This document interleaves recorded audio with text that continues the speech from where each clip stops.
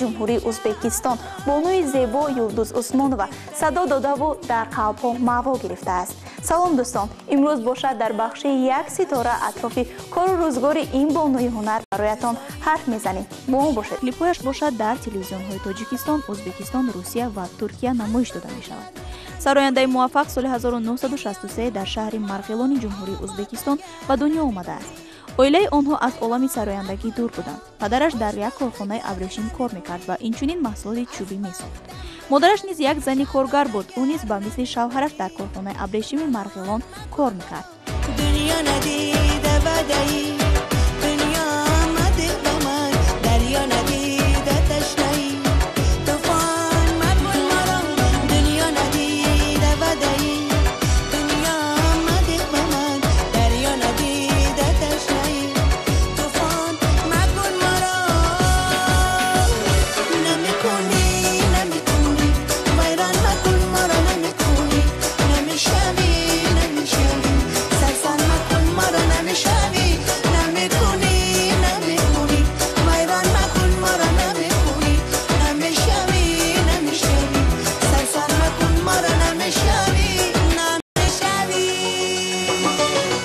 در اویله آنها 8 نفر بودند و بیشتری خصلت‌هایش را از برادران و اپاهایش آموخته است.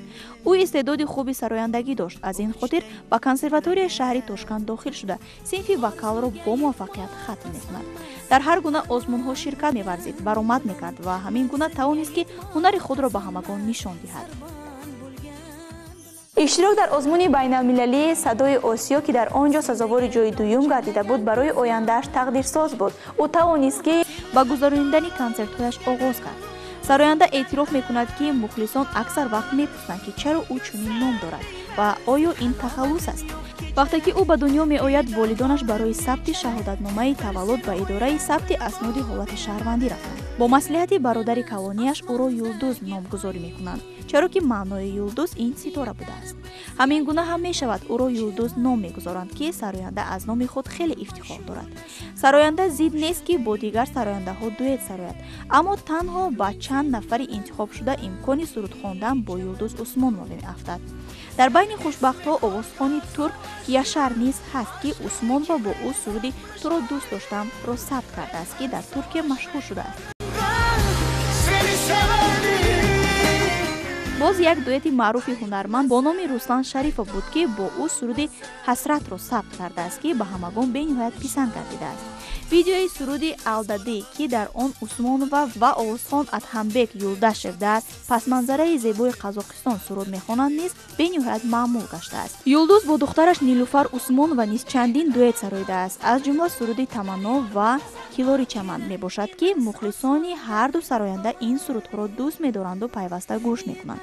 باید یادآور شویم که یک چند مدت با سبب‌های گوناگون از صحنه هنر دور می‌شود، اما بعد از چند سال باز برمیگردد به عالم سرود و ترانه. بعد از بازگشت سراینده چندین سرودها و آلبوم‌های نوین خود را میبرورد و مخلصانش را خیلی شاد می‌گرداند. چندین مرتبه در جمهوری تاجیکستان نیز کنسرت‌های خود را برگزار کرده است. مردم همیشه به حیات شخصی یلدوز عثمانова، شوهر و فرزندان او توجه داشتند و دارند.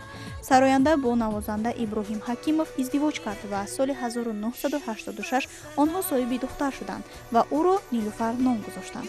وقتی که دختر بار اول با مادرش به صحنه برآمد 8 ساله بود.